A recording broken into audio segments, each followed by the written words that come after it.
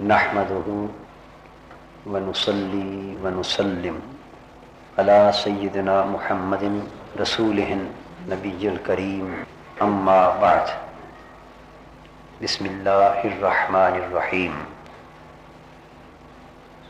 معزز حاضرین کرام، آج بحمد اللہ تعالی درس تصوف کے سلسلے کی 46ویں نشست ہے۔ اس سے پہلی 2 نشستوں میں ہم اللہ رب العزت کی توفیق اور عنایت سے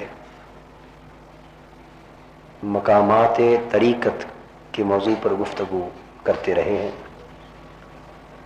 ہم نے اس طرح ایک ترتیب کے ساتھ 10 مقامات طریقت کا ذکر کیا تھا، جن میں سے بیشتر مقامات بیان ہو چکے ہیں۔ آج انشاءاللہ تعالی اس موضوع کی تکمیلی گفتگو ہوگی۔ قبل اس کے کہ ہم آج کے موضوع پر اپنی باقاعدہ گفتگو کا آغاز کریں، ایک بات موضوع سے ہی متعلق بڑی اہم ہے، جس کی وضاحت مطالعہ تصوف کے باب میں ضروری سمجھتا ہوں۔ آپ نے غور سے سنا کہ ہم نے شریعت، طریقت، حقیقت اور معرفت کے جو الفاظ ذکر کیے اور ان اصطلاحات کا جو بیان کیا، ان کے لیے ہم نے مقامات کا لفظ بیان کیا ہے۔ یہ مقام کی جمع ہے۔ یہ لفظ میم پر پیش کے ساتھ بھی آتا ہے اور میم پر زبر کے ساتھ بھی آتا ہے، یعنی مقام بھی ہوتا ہے اور مقام بھی ہوتا ہے۔ دونوں میں ایک لطیف اور باریک سا فرق ہے۔ اہل علم اور حتیٰ کہ صوفیاء اور عرفاء بھی اس کے باریک سے فرق کو بیان کرتے ہیں، لیکن میں نہیں سمجھتا کہ اس فرق کا بیان کرنا آپ کے لیے زیادہ فائدہ مند ثابت ہو۔ بس اتنی بات ذہن نشین فرما لیں کہ مقام سے مراد قیام ہے، اقامت ہے، اور مقام سے مراد جائے قیام ہے۔ یہاں جو الفاظ مقامات کے استعمال کیے گئے، اس ضمن میں یہ بات ذہن نشین فرما لیں کہ تصوف کی کتب میں اور صوفیاء کرام کی تحریروں میں کئی بار حال کا ذکر آتا ہے، کئی بار مقام کا ذکر آتا ہے، اور آپ نے یہ الفاظ اکثر و بیشتر سنے اور پڑھے بھی ہوں گے، حال اور مقام۔ اسی طرح ایک تیسرا لفظ تصوف کی زبان میں استعمال ہوتا ہے، جسے بالعموم عام لوگ نہیں جانتے، لیکن اہل علم کے ہاں وہ مروج اور متداول ہے، وہ ہے مکان، میم کاف الف نون۔ اس لحاظ سے ایک بات کو واضح کرنے کے لیے اس کی مختلف جہتوں یا مختلف درجوں کے اعتبار سے 3 الفاظ ایک دوسرے سے متعلق ہو گئے: حال، مقام اور مکان، جبکہ ہمارے اس مضمون میں مقام کا ذکر آ رہا ہے، یہاں حال کا ذکر نہیں۔ میں چاہتا ہوں کہ ان تینوں الفاظ اور اصطلاحات کے باہمی فرق کو آپ سمجھیں، یہ پتہ چل جائے کہ حال اور مقام میں کیا فرق ہے، تاکہ پھر مقامات طریقت یا مقامات حقیقت و معرفت کے سمجھنے میں آسانی ہو سکے۔ اولیاء کرام نے اور عرفاء اعظام نے اس موضوع پر تفصیل سے گفتگو کی، علمی نکات پر بھی روشنی ڈالی، اور اس مسئلے پر اہل علم صوفیاء اور عرفاء کے ہاں ایک علمی اور عارفانہ اختلاف رائے بھی موجود رہا ہے۔ ہمیں اس مجلس اور اس نشست کے لیے اس علمی اختلاف رائے سے بھی کوئی سروکار نہیں ہے۔ میں خلاصتاً ان کا ایک موٹا سا مفہوم آپ کو سمجھانا چاہتا ہوں، اور وہ یہ کہ حال وہ کیفیت ہوئی جو بدلتی رہے. حال اس کیفیت کا نام ہے جو بدلتی رہے. اور مقام میں ٹھہر جانے اور رہنے کا معنی پایا جاتا ہے اقامت. تو مقام وہ کیفیت ہے جو مستقل. یہ دونوں میں ایک سادہ سا فرق ہے. حال وہ کیفیت ہے جو بدلتی رہے، مقام وہ کیفیت ہے جو مستقل اور دائمی. اب ذرا آگے تھوڑا بڑھیے تو آپ کو یہ بات یوں آسانی سے سمجھ آ جائے گی کہ قلبی واردات اور قلبی کیفیات اگر بدلتی رہیں تو حال کہلاتی، اور اگر کسی ایک قلبی کیفیت میں ٹھہراؤ اور تمکن آ جائے تو اسے مقام کہتے ہیں. اب آپ یوں سمجھیں کہ جب انسان راہ حق کا مسافر ہوتا ہے اور اللہ رب العزت کی محبت اور اس کے شوق اور اس کے وصال کے لیے مجاہدات اور ریاضات کی راہ میں نکلتا ہے اور صفائے باطن کے لیے کوشش کرتا ہے، تو اس زندگی میں اور اس سفر میں اس کے دل پر اور باطن پر طرح طرح کی کیفیتیں وارد ہوتی. نیک خیال کی صورت میں، باطنی جذبات کی صورت میں، روحانی ولولوں کی صورت میں اس کے دل پر کئی کیفیتیں وارد ہوتی. اور کبھی ایسا ہوتا ہے کہ ایک مجلس میں ایک خاص روحانی ماحول پیدا ہوتا ہے اور اس سے اس کے قلب پر ایک خاص کیفیت وارد ہو جاتی. پھر ماحول بدلنے سے، حالات کے بدلنے سے، صفائے قلب کے درجات میں کمی بیشی سے وہ کیفیت بدل جاتی. اس طرح طرح طرح کی روحانی کیفیتیں اور روحانی واردات کبھی قلب پر طاری ہوتی ہیں، کبھی بدل جاتی. سو وہ روحانی کیفیت اور روحانی جذبہ جو واردات کے طور پر قلب پر، روح پر طاری ہو، وہ اپنی جگہ حال کہلاتا ہے. وہ ایک مدت تک، ایک لمحے تک، ایک خاص عرصے تک رہتا ہے، پھر تغیر احوال سے، تغیر حالات سے وہ بدل جاتا ہے. تو جب تک وہ کبھی وارد ہونے والی کیفیت آتی ہے، کبھی جاتی ہے، جب تک ان میں تغیر آتا رہتا ہے اور کمی بیشی ہوتی رہتی ہے، اس وقت تک صوفیاء اس قلبی واردات اور قلبی کیفیت کو حال سے تعبیر کرتے ہیں کہ یہ شخص اس حال میں ہے، کہ یہ شخص اس حال میں.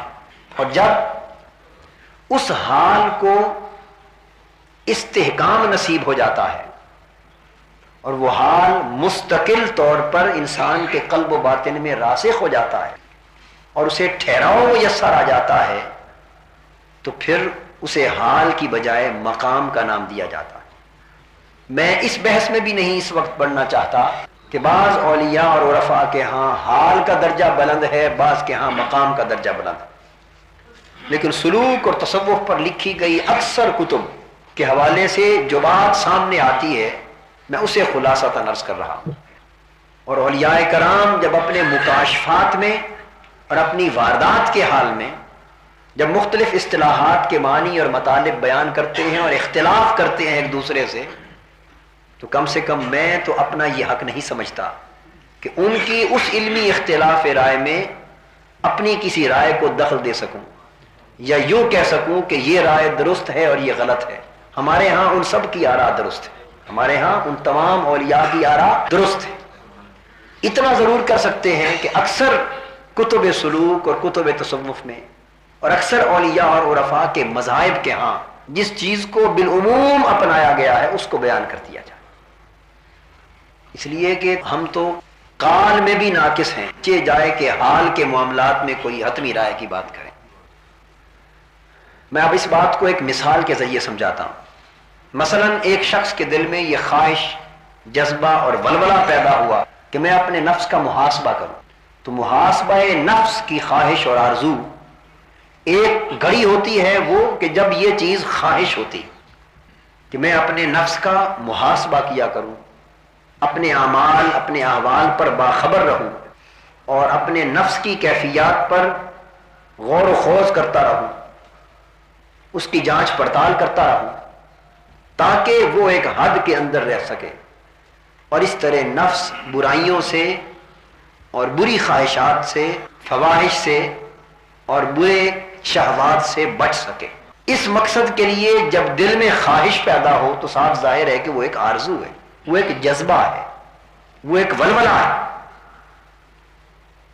وہ ابھی حال نہیں کہلاتا، وہ حال سے پہلے کی ایک کیفیت ہے۔ جب آرزو، خواہش، شوق، جذبہ اور ولولہ کے طور پر وہ چیز دل میں جنم لیتی کہ میں نفس کا محاسبہ کروں، پھر جب وہ کیفیت زور پکڑ لیتی ہے اور دل پر وارد ہو جاتی ہے، دل پر وارد ہو جاتی ہے اور دل اس کیفیت سے سرشار ہو جاتا ہے۔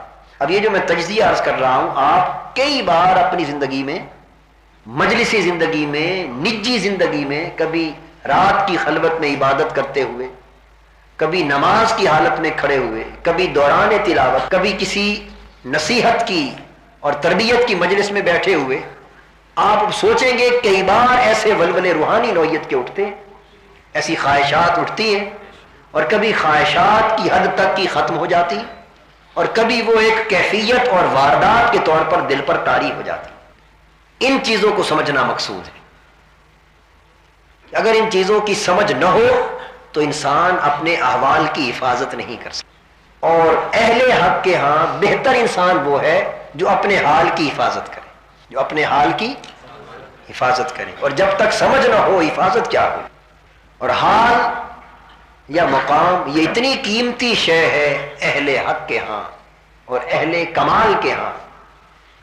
شیخ ابو نصر سراج توسی رحمۃ اللہ علیہ، صاحب کتاب اللمع، فرماتے ہیں کہ ایک شخص روتا ہوا اولیاء کرام کی ایک مجلس میں آیا اور اس نے کہا کہ میں نے کوئی دنیاوی تحفہ کسی سے قبول کر لیا اور اس کی آفت، روحانی آفت مجھ پر یہ وارد ہوئی کہ میرا حال جاتا رہا، صبح اتنی اذیت، اتنی تکلیف میں مبتلا ہوں کہ میری زندگی میں آج تک اتنی بڑی مصیبت مجھ پر نہیں آئی۔ تو جن لوگوں کو یہ کیفیات نصیب ہو جاتی ہیں اور یہ روحانی دولت اور اس روحانی کیفیت کی لذت، حلاوت اور چاشنی جن کو میسر آ جاتی ہے، یہ انہیں خبر ہوتی ہے کہ یہ کتنی قیمتی متاع ہے۔ تو وہ کہتے ہیں کہ میری زندگی پر اتنی بڑی مصیبت، آفت اور بلا کبھی نہیں آئی، اے اللہ کے نیک بندو، خدا را مجھے اس مصیبت سے چھٹکارا۔ اس مجلس کے جو شیخ تھے انہوں نے باقی ساتھیوں سے پوچھا، بتاؤ اس کا حال جاتا رہا، اس کے بارے میں تمہاری کیا رائے ہے کہ یہ کتنی بڑی مصیبت؟ انہوں نے جواب دیا، حضرت حال کا جانا ایمان کے چلے جانے سے بھی بڑی مصیبت ہے، حال کا چھن جانا ایمان کے سلب ہو جانے سے بھی بڑی مصیبت ہے۔ اس لیے کہ جس شخص کا ایمان چلا جاتا ہے وہ تو حالت کفر میں چلا جاتا ہے، اور ایمان کی دولت اس سے چھن گئی اور وہ کفر کی حالت میں داخل ہو گیا، تو اسے تو اب ایمان سے محروم ہونے کے باعث اب اس کا کوئی قلق ہی نہیں ہو سکتا، کوئی دکھ نہیں ہوگا، وہ تو بھول گیا اس دولت کو، اور کفر نے اسے اس احساس سے بھی محروم کر دیا، یعنی احساس زیاں بھی جاتا رہا۔ لیکن جب حال چھن جاتا ہے تو ایمان تو باقی رہتا ہے، اور جب ایمان باقی رہتا ہے، اور یہ وہ ایمان ہے جس نے کئی بار حال کی لذت کو چکھا ہے، تو جب حال چھن جاتا ہے اہل حال سے تو حالت ایمان میں وہ اتنا تڑپتے رہتے ہیں، اتنا تڑپتے رہتے ہیں جیسے مچھلی پانی سے نکل کر تڑپتی، ماہی بیاب کی طرح تڑپتے، اور اس وقت تک اس مصیبت سے انہیں چھٹکارا نہیں ملتا اور سکون نہیں ملتا ان کی روح کو، جب تک پھر وہ حال کے پانی میں دوبارہ داخل نہیں ہو جاتا۔ تو محاسبہ نفس کی خواہش ہوئی، پھر جب وہ خواہش شدت اختیار کر گئی تو وہ اس کے دل کی کیفیت ہو گئی، اس کے قلب و باطن پر طاری ہو گئی۔ اس طرح کبھی اس نے اپنا محاسبہ کیا اور کبھی غفلت کی کیفیت میں کسی سبب سے محاسبہ رہ گیا، پھر کبھی محاسبہ لوٹ آیا، کبھی محاسبہ رہ گیا، پھر کبھی نفس کا محاسبہ لوٹ آیا. تو جب تک وہ محاسبہ نفس کی اس متغیر کیفیت میں رہا، یعنی ایک کیفیت یہ تھی کہ محاسبہ نفس کی حالت اسے کبھی ملی ہی نہ تھی، یہ مکمل غفلت کی حالت تھی، غفلت کا دور تھا. لیکن محاسبہ نفس کا خیال جب غالب آ کر اس کے دل کی کیفیت بن جاتا ہے تو پھر یہ ایک اگلا قدم ہے. تو پھر وہ کبھی محاسبے میں ہوتا ہے، کبھی محاسبے سے غافل ہو جاتا ہے، پھر کبھی محاسبے کی طرف لوٹ آتا ہے. تو جب وہ محاسبہ نفس کی اس متغیر کیفیت میں داخل ہو جاتا ہے تو یہ کیفیت اس کا حال کہلاتی.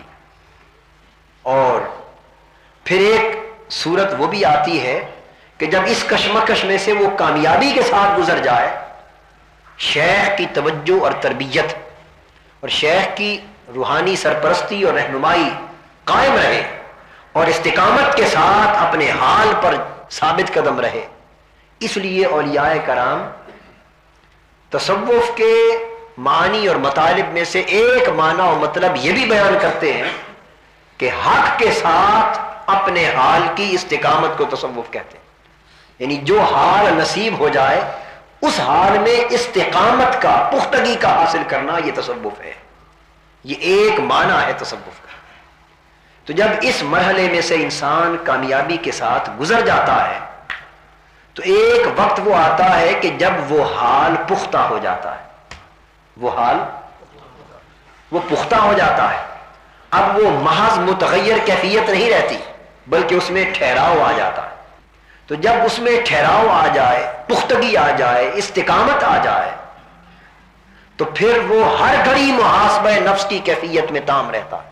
پھر محاسبہ نفس کی کیفیت اس پر یوں غالب رہتی ہے کہ کبھی غفلت داخل نہیں ہونے پاتی.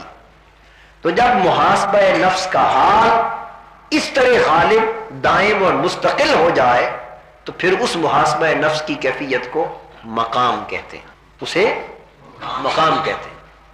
تو کچھ لوگ اس باب میں حال پر واقع ہوتے ہیں، کچھ مقام پر فائز ہوتے ہیں.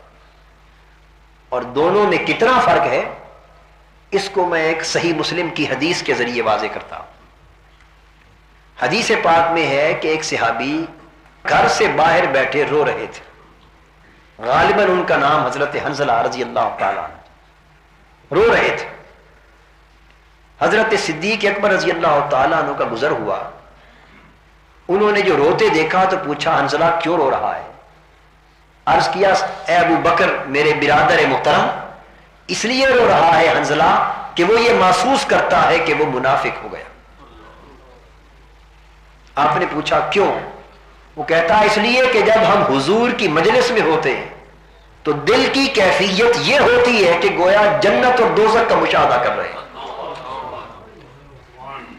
یعنی استغراق اور مکاشفہ قلب کا حالت یا مشاہدہ قلب کی حالت یہاں تک پہنچ جاتی ہے. مشاہدہ اور مکاشفہ میں بھی فرق ہے. لیکن بہرطور وہ فرماتے ہیں کہ حضور کی مجلس میں ہوتے ہوئے دل کی کیفیت یہاں تک پہنچ جاتی ہے جیسے جنت و دوزخ کا مشاہدہ ہمارا دل اپنی آنکھوں سے کر رہا. لیکن جب حضور صلی اللہ علیہ وآلہ وسلم کی بارگاہ اقدس سے نکل کر باہر آ جاتا ہوں، گھر میں آ جاتا ہوں، بیوی بچوں کے معاملات میں مصروف ہوتا ہوں، دنیاوی لین دین کاروبار حیات میں محو ہوتا ہوں، تو دل کی وہ کیفیت باقی نہیں رہتی. تو دل کی اس کیفیت کے چھن جانے کے باعث مجھے یہ خیال ہو گیا ہے کہ میں منافق ہو گیا. اب اندازہ فرمائیے کہ ان لوگوں کے محاسبہ نفس کا عالم کیا تھا کہ وہ ایک حال پر اتنے محاسب ہوتے اور اس کی حفاظت کے لیے اتنے پریشان حال ہوتے کہ اگر اس حال کی بھی ایک لمحے وہ کیفیت انہیں قائم نہ رہتی جو ایک بہتر لمحے میں میسر تھی تو اس کیفیت کے چھن جانے کو بھی وہ منافقت سے تعبیر کرتے. اور ہماری یہ حالت ہے کہ خدا جانے وہ حال ایک روحانی لذت و ہلاوت کا کبھی مدتوں تک نصیب ہی نہ ہوتا ہو، ہم بھول کر کبھی گمان ہی نہیں کرتے کہ ہم کس حالت میں. حضرت ابو بکر رضی اللہ تعالیٰ نے ان کو ساتھ لے کر حضور کی بارگاہ میں پہنچے اور عرض کیا یا رسول اللہ صلی اللہ علیہ وسلم، حنظلہ یہ شکایت کرتا ہے جب حضور نے یہ بات سنی تو مسکرا کر فرمانے لگے کہ یہ منافقت نہیں، ایسے ہی ہوتا ہے، کبھی یہ کیفیت ہوتی ہے، کبھی یہ کیفیت ہوتی ہے۔ یہ حال کی تعریف، یہ تعریف کیا ہے؟ یہ حال کی، جو کبھی ایسے ہو اور کبھی ایسے ہو، یہ حال ہے۔ پھر حضور علیہ الصلوۃ والسلام نے فرمایا کہ اگر وہ حال اور وہ قلبی کیفیت جو تمہیں میری مجلس میں نصیب ہوتی ہے، جس میں تمہیں جنت اور دوزخ کے مشاہدے کی حالت میسر آ جاتی ہے، مکاشفے کی حالت میسر آ جاتی ہے، اگر وہ قلبی کیفیت تمہاری میری مجلس سے اٹھ کر باہر بھی ہر وقت قائم رہے، اگر یہ حال گویا مکان بن جائے، تو پھر اللہ کی عزت کی قسم تمہارا درجہ یہ ہو جائے کہ تم گلیوں میں چلو اور دائیں بائیں فرشتے قطار میں کھڑے ہو کر مصافحہ کریں، اور تم بستروں پر لیٹو اور تمہارے آرام کے وقت فرشتے تبرک آ کر تم سے مصافحہ کریں۔ تو حدیث پاک سے اس بات کی تائید مل گئی کہ جب تک انسان حال کی کیفیت میں رہتا ہے اس وقت تک تغیر رہتا ہے، اور جب یہ حال مستقل ہو جاتا ہے، اس میں انسان مستقیم ہو جاتا ہے، دائم اور مستمر ہو جاتا ہے، اور یہ مکان بن جاتا ہے، تو پھر اس صاحب حال کی صاحب مکان ہو جانے کے بعد قدر و منزلت کا یہ عالم ہے کہ وہ چلتا ہے اور دائیں بائیں فرشتے راستوں میں اسے سلام کرتے، گویا اشرف المخلوقات ہونے کا مقام نکھر جاتا۔ تو یہ حال اور مقام کا فرق ہے، اور جب یہ مقام اور حال مکمل ہو جائے، جب تک قلبی کیفیت متغیر تھی، اس میں تبدیلی آ رہی تھی، تب تک وہ حال تھی۔ جب وہی حال مستقل ہو گیا، وہ مقام ہو گیا، تو مقام پر فائز ہو کر پھر ترقی ہوتی رہتی، مقام پر فائز ہو کر ترقی ہوتی رہتی۔ ایک وقت ہوتا ہے مقام کے آغاز کا، ایک وقت ہوتا ہے مقام کی انتہا اور انجام کا یا تکمیل کا۔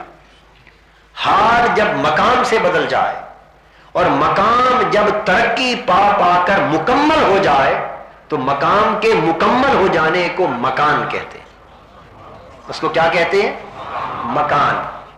اس کو میں عام زبان میں اس طرح سمجھا دوں، آپ بڑی آسانی سے بات سمجھ جائیں گے کہ آپ اگر سفر کر رہے ہو اور ایک مقام پر آپ پڑاؤ کریں، کسی منزل پر آپ پڑاؤ کریں، آرام کریں، کچھ دیر کے لیے ٹھہریں، تو اس کو مکان کہتے ہیں یا مقام کہتے ہیں؟ اس کو مقام کہتے ہیں۔ جہاں ٹھہراؤ اور پڑاؤ ہوتا ہے اسے مقام کہتے ہیں، اور جہاں سفر ختم کر کے آدمی گھر میں داخل ہو کر اقامت پذیر ہو جاتا ہے اس کو کیا کہتے ہیں؟ مکان۔ بس یہی فرق ہے، وہ ٹھہراؤ اور تمکن جو روحانی احوال کے سفر کے دوران آتا ہے، وہ منزل جو روحانی احوال کے سفر اور ارتقاء کے دوران آتی، اسے مقام کہتے۔ اور جب ایک حال کا سفر سارے مقامات کو طے کر کے اپنی آخری منزل کو پہنچ جاتا ہے جہاں وہ مستقل طور پر متمکن ہوتا ہے، تو اس حال کے گھر کو مکان کہا جاتا ہے۔ اس لیے کچھ اولیاء صاحب مکان ہوتے ہیں، اس کے لیے تمکین کا لفظ بھی استعمال کیا جاتا ہے، تمکین کا۔ کچھ اولیاء صاحب مقام ہوتے ہیں، کچھ اولیاء صاحب حال ہوتے ہیں۔ اور باری تعالیٰ یہ فرماتے ہیں، انبیاء علیہ السلام کی طرف سے یہ قول ہے کہ ما منا الا ولہ مقام معلوم، ہم میں سے کوئی ایک بھی ایسا نہیں کہ جس کے لیے ایک نہ ایک مقام معلوم نہ ہو۔ ہر نبی کو ایک متعین مقام عطا کیا گیا، ہر نبی صاحب مقام تھا۔ اب آپ مقام کا مفہوم سمجھ گئے ہیں نا؟ تو اس طرح ایک شخص کے کئی مقامات ہوتے ہیں، لیکن کسی ایک مقام میں اسے یکتا بنایا جاتا ہے، کسی ایک مقام میں اسے امتیاز عطا کیا جاتا ہے، یہ اس کا شرف ہو جاتا ہے، اس کا ترہ امتیاز ہو جاتا ہے۔ تو انبیاء کرام کے گروہ میں سے ہر نبی کو کسی نہ کسی مقام میں یکتا بنایا گیا۔ تو اولیاء کرام کے مضمون اور ان کے بیان کے مطابق حضرت آدم علیہ السلام کا مقام توبہ تھا، حضرت آدم علیہ السلام کا مقام توبہ، وہ صاحب توبہ تھے۔ دیگر مقامات اور احوال ان کو میسر تھے، دیگر مقامات ان کو میسر تھے، لیکن مقام توبہ میں وہ یکتا تھے۔ حضرت نوح علیہ السلام کا یکتا مقام زہد تھا، زہد تھا۔ اس طرح مختلف اولیاء کو مختلف مقامات میں یکتا کیا گیا، مختلف مقامات میں امتیاز عطا کیا گیا۔ تو کسی کو عبادت کے مقام میں یکتا کیا گیا، کسی کو انابت کے مقام میں یکتا کیا گیا، کسی کو تقویٰ کے مقام میں یکتا کیا گیا، کسی کو رنج اور حزن و الم کے مقام میں یکتا کیا گیا، کسی کو شکر کے مقام میں یکتا کیا گیا، کسی کو رضا اور تسلیم کے مقام میں یکتا کیا گیا۔ اور حضور علیہ الصلوۃ والسلام سارے مقامات میں یکتا تھے، تمام انبیاء کے جملہ مقامات میں حضور پھر یکتا تھے۔ حضور کی یکتائی انبیاء کے سارے مقامات میں تھی، اور پھر حضور علیہ الصلوۃ والسلام کی اپنی ذات پاک کے اندر جو مقام حضور کی اپنی یکتائی کا قرار دیا وہ مقام ذکر کا تھا، وہ مقام ذکر کا تھا۔ اور میں سمجھتا ہوں یہی وہ حضور کا یکتا مقام ذکر ہے جس کا اس نسبت سے بھی اشارہ ہے کہ وَرَفَعْنَا لَكَ ذِكْرَكَ، اور ہم نے تمہارے لیے تمہارے ذکر کو بلند کر دیا ہے۔ اس میں ایک لطیف اشارہ حضور کے مقام ذکر کی طرف ہے۔ اگر یہاں ذکر اسم کے طور پر ہو تو اس میں ایک لطیف اشارہ بھی ہے کہ محبوب تجھے ذکر کے مقام میں ہم نے اس طرح متمکن کیا ہے کہ اس مقام ذکر میں بھی تجھے بلند کر دیا، یعنی وہ بلندی تیرے سارے مقامات میں سب سے اونچی۔ تو یہ حال، مقام اور مکان کا فرق ہے۔ اب ہم جو گفتگو کر رہے ہیں وہ مقامات کی کر رہے ہیں، جس کا معنی یہ ہوا کہ یہ جو مقامات تصوف اور سلوک کی راہ میں آتے ہیں، جن کو شریعت، طریقت، حقیقت اور معرفت کا نام دیا جاتا ہے، اور ان میں سے ہر ایک کے لیے 10 مقامات کا ذکر ہے، تو یہ بات واضح ہو گئی کہ ان میں سے ہر خلق یا ان میں سے ہر کیفیت بطور حال کے نہیں بطور مقام کے وارد ہونی چاہیے۔ یہ نہیں کہ متغیر کیفیتوں کو اگر حاصل کر لیا جائے تو یوں کہا جائے گا کہ اس نے سلوک کے اس مقام کو طے کر لیا، نہیں، جب تک وہ حال اس کے اندر مستقل کیفیت کو نہ پالے اور مقام سے بدل نہ جائے اس وقت تک وہ اگلے مقام میں منتقل نہیں۔ اس پر بھی اولیاء کرام نے گفتگو کی ہے کہ ایک مقام پر پورے طور پر مستحکم ہوئے بغیر کیا اگلے مقام میں منتقل ہونا ممکن ہے یا نہیں، لیکن واقعہ یہ ہے کہ جب تک ایک مقام پر ایک شخص پورے طور پر متمکن اور فائز نہیں ہو جاتا اس وقت تک نہ اس مقام کا استحکام ممکن ہے اور نہ اگلے مقام کی طرف منتقل ہونا ممکن ہے۔ یعنی صرف حال سے اگلے مقام کی طرف انسان منتقل نہیں ہوتا کہ جب تک پہلا حال مقام سے نہ بدلے اس وقت تک اگلا مقام نصیب نہیں ہوتا۔ تو ہم نے جتنے مقامات کا ذکر کیا یہ سب کے سب مقام تھے، حال نہ تھے۔ سو اس لیے توبہ کا مقام بھی حاصل کیا جائے، حسن خلق کا مقام حاصل کیا جائے، مجاہدہ و تقوی کا مقام حاصل کیا جائے، خوف و رجا کا مقام حاصل کیا جائے، ترک شہوات و خواہشات کا مقام حاصل کیا جائے، اور شبہات سے پرہیز کا مقام حاصل کیا جائے، اور سماع و قبول موعظت کا مقام حاصل کیا جائے، اور اس کے بعد بقیہ مقامات جن کا ذکر آگے آ رہا ہے۔ سو آج ہم اپنی گفتگو کا ان مقامات طریقت کی ترتیب کے اعتبار سے سماع و قبول موعظت سے کر رہے ہیں کہ طریقت کے 10 مقامات میں سے ایک مقام یہ بھی ہے کہ انسان یا سالک، اس راہ کا مسافر، اس راہ پر چلنے والا موعظت اور نصیحت کو سننے اور قبول کرنے کے مقام پر فائز۔ اس کا مطلب یہ ہوا کہ یہ کیفیت نہ ہو کہ کبھی دل چاہا تو نصیحت سن لی اور کبھی دل نے نہ چاہا تو نصیحت کو سننے اور قبول کرنے سے انکار کر دیا۔ نہیں، اس متغیر حالت میں انسان کو وہ اثرات اور برکات جو موعظت سے متعلق ہیں وہ میسر نہیں آتے۔ تو طریقت کے مقامات میں سے ایک مقام اور اس کی شرائط اور تقاضوں میں سے ایک شرط اور تقاضا ہے کہ انسان کی طبیعت میں، سالک کی طبیعت میں مستقل طور پر نصیحت کو سننے اور قبول کرنے کا ملکہ پیدا ہو جائے. اور یہ بات ذہن نشین فرما لیں، تواضع اور انکساری کے بغیر ممکن نہیں. اس کا دونوں کا آپس میں بہت تعلق ہے. نصیحت کو وہی شخص دھیان سے سنتا ہے اور وہی بدل و جاں اس کو قبول کرتا ہے جو تکبر اور انا کے بت کو توڑ دیتا ہے، پاش پاش کر دیتا ہے.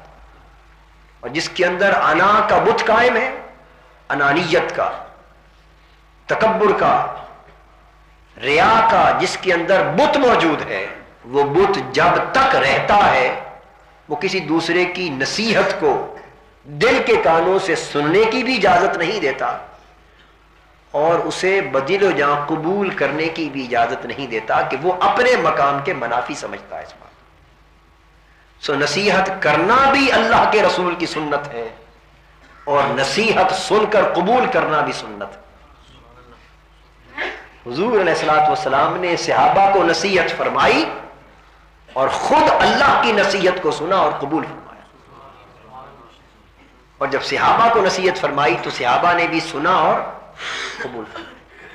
وہ نصیحت سننے کا طریقہ کیا تھا کہ جب مجلس رسالت مآب صلی اللہ تعالی علیہ وآلہ وسلم میں وہ بیٹھتے، حدیث طیبہ سے ثابت ہے کہ حضور کی ہر مجلس نصیحت کی مجلس ہوتی.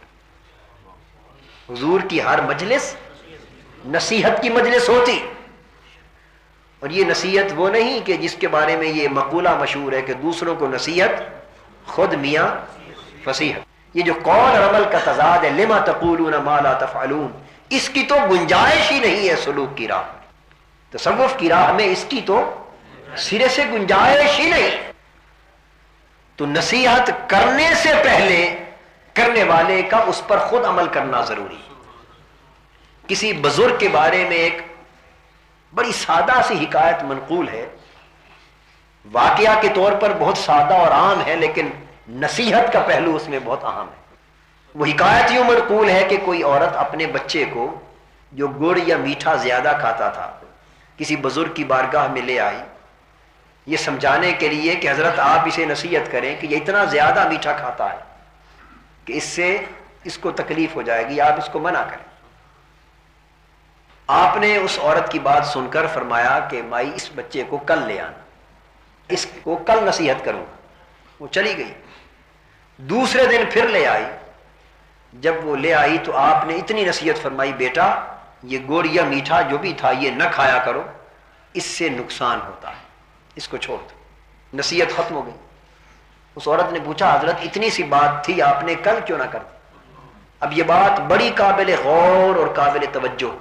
یعنی ایسا ہوتا ہے کہ ہم واقعات نصیحت کو سن کر اوپر سے گزر جاتے، اوپر سے گزر جاتے، تیرتے ہوئے گزر جاتے. لیکن اگر تأمل کر لیں، رک جائیں اور اس میں تھوڑا سا ڈوب جائیں تو سمجھ آ جائے کہ اس میں کتنی بڑی بات بیان کی گئی. پوچھا حضرت اتنی بات تھی کل کیوں نہیں فرمائی؟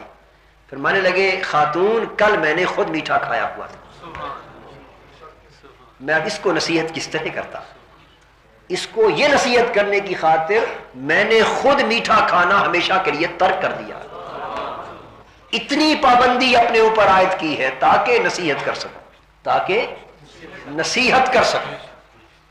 اس لیے کہ وہ بات جو اندر موجود نہ ہو اور زبان سے کہی جائے یا ظاہر کی جائے، یہ اہل حق کو کسی سطح پر کبھی گوارا نہیں. یعنی ان کے اندر وہ بات جو کسی ایک مقصد کے لیے، یہ اہل حق اور اہل سلوک کا شیوا اور وتیرہ، جو خلق کسی ایک موقع کے لیے ایک بار اپنا لیتے ہیں پھر اسے ترک نہیں کرتے. حضرت شیخ حاتم اصم رحمت اللہ تعالی علیہ، یہ ایک بزرگ تھے جن کا لقب ہے بہرا. کیا لقب ہے؟ بہرا. یہ واقعتاً بہرے نہ تھے، یہ واقعتاً بہرے نہ تھے لیکن لقب ان کا اصم مشہور ہے. واقعہ یوں ہوا کہ ان کی مجلس میں کوئی خاتون یا کوئی شخص بیٹھا تھا. دوران گفتگو اسے کچھ پیٹ کی تکلیف تھی، ہوا کا اخراج ہوا اور آواز نکل گئی جو کہ مجلس کے آداب کے خلاف تھی. اسے کچھ شرمساری محسوس ہوئی تو جس نشست پر وہ بیٹھا تھا اس نے اپنے شرم کو، حجاب کو چھپانے کے لیے اس نشست کو ذرا گھسیٹا، اس خیال سے کہ شاید مجلس والے لوگ یہ سمجھ لیں کہ یہ آواز اس نشست کے گھسیٹنے کی تھی۔ اس شیخ نے اس کی آواز بھی سنی اور اس کے اس عمل کو بھی دیکھا اور اس کی شرمساری کو بھی محسوس کی۔ جب انہوں نے اگلی بات کی تو انہوں نے پھر دہرایا کہ ذرا اونچا کہہ۔ اس نے پھر اونچا کہا تو آپ نے فرمایا ذرا اور اونچا کہہ۔ اس سے اس شخص کو اطمینان ہو گیا کہ یہ تو بہرے ہیں، انہوں نے آواز سنی ہی نہیں تھی۔ وہ اس کا شرم جاتا رہا، وہ جو شرمساری اور ندامت تھی وہ جاتی رہی۔ ایک شخص کو صرف ندامت سے بچانے کے لیے، ندامت سے بچانے کے لیے یہ ظاہر کر دیا اونچا سن کر کہ شاید انہوں نے سنا نہیں، یہ اس کو خیال گزرا، اور چونکہ ایک مرتبہ یہ عمل کر دیا، اسے ندامت سے بچانے کے لیے پھر مرتے دم تک اسی پر قائم رہے، مرتے دم تک اسی پر قائم رہے، حتیٰ کہ اس کیفیت کو اپنی جسمانی ساخت ہی بنا دیا۔ آپ نے غور فرمایا نا کہ جو ہر ایک بار کسی اعتبار سے وارد کرتے ہیں اس کو زندگی میں پھر ہمیشہ رائج کر لیتے ہیں، اور جو بات اندر موجود نہ ہو اس کو بیان کر لیں یا اس کو ظاہر کر دیں، یہ اہل حق کو گوارا نہیں۔ ہم جیسے وہ لوگ جو باطنی احوال سے اور باطنی مقامات سے اور باطنی درجات سے معروم، وہ منافقت اور ریاکاریوں میں اور اندر اور باہر کی غلاظتوں میں ملوث ہیں۔ یہ ہم اپنی ریاکاری کی بنا پر اپنے اندر کے کافر بت کو پالنے کے لیے اور اس کی پوجا کرنے کے لیے جو کچھ نہیں ہوتا اس کو ظاہر کرتے رہتے ہیں، اور جو شخص اپنے کمالات کو ظاہر کرتا پھرتا ہے وہ کبھی باکمال نہیں ہوتا، اور جو صاحب کمال ہوتے ہیں وہ اپنے کمال کو ہمیشہ چھپاتے ہیں۔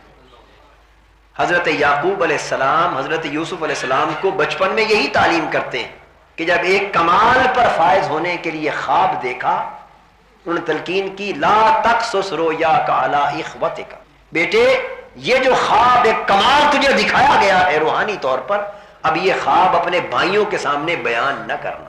تو جب ایک کمال ملتا ہے تو اس کی خوبی یہ ہے کہ وہ بیان کرنے سے روکا جاتا، زبان پر مہر لگا دی جاتی، اور جب ایک نبی اس کی بعثت ہوتی تو اس کے لیے حکم ہے کہ وہ اپنے کمال کو برملا بیان کرے۔ تو ولایت کا خاصہ چھپانا ہے، نبوت کا خاصہ ظاہر کرنا ہے۔ سیدنا امام اعظم ابو حنیفہ رضی اللہ تعالی عنہ ایک راستے میں جا رہے، بچے کھیل رہے تھے، انہوں نے آپ کو دیکھا، ایک بچے نے آواز دی کہ رک جاؤ، کھیل بند کر دو، تمہیں معلوم نہیں کہ ایک ایسا شخص یہاں سے گزر رہا ہے جو عشاء کے وضو سے فجر کی نماز ادا کرتا، ساری رات کھڑا رہتا، حالانکہ آپ کا معمول رات کو عبادت کرنا بھی تھا اور سونا بھی تھا، رات کو سوتے اور تہجد کے لیے اٹھ کر عبادت کرتے۔